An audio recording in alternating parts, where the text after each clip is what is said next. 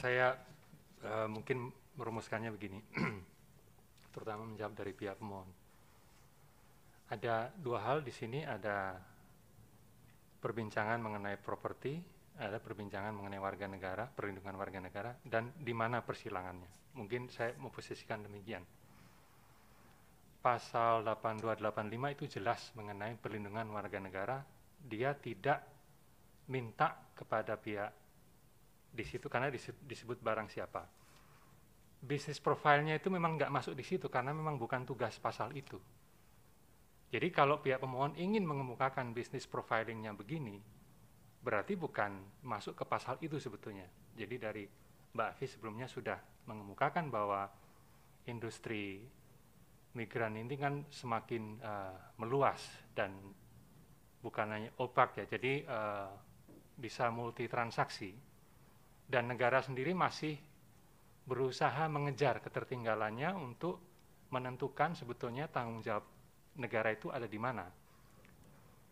In the fullness of time, jadi pasal 8285 itu harus dipahami in the fullness of time.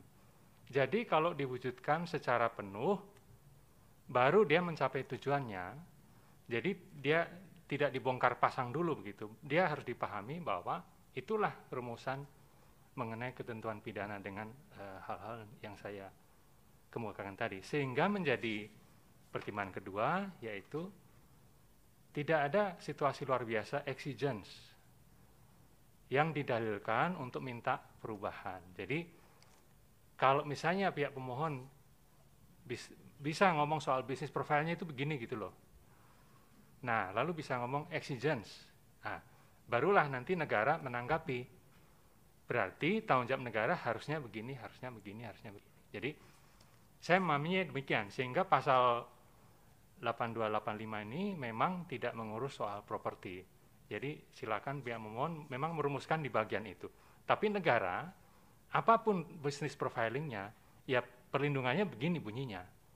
Yang memang harus sampai pada ketentuan pidana, dan itu bukan hanya pihak Indonesia, tapi non-Indonesia. Ini bukan hanya negara Indonesia yang melakukan demikian, sudah banyak negara melakukan demikian tentu saja. Naik turun ya, tidak selalu stabil. Sehingga saya kemukakan tadi bahwa dalam perkembangan terbaru, Dewan Hak Asasi Manusia bahkan mengambil ketentuan-ketentuan kunci dalam Konvensi Perlindungan Pekerja Migran itu untuk mengatur para aktor transnasional, para entitas komersial transnasional. Karena seringkali entitas itu memang memberikan beban berat sekali ke negara-negara berkembang, sedangkan di negaranya sendiri mereka bebas melakukan perubahan hukum persis yang ditunjukkan oleh pihak pemohon tadi, sehingga negara ketinggalan, selalu ketinggalan mengikuti perkembangan hukum internasional. Di sini saatnya rumusan ini harus sampai pada pemahaman bahwa perlindungan itu ekstrateritorial.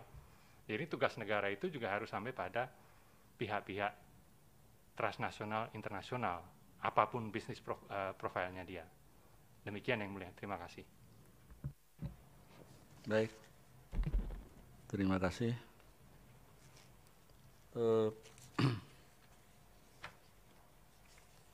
Pihak terkait masih ada saksi ya?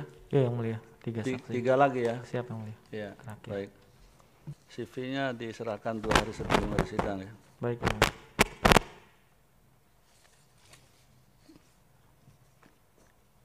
Oleh karena itu sidang ini ditunda hari Rabu 16 September 2020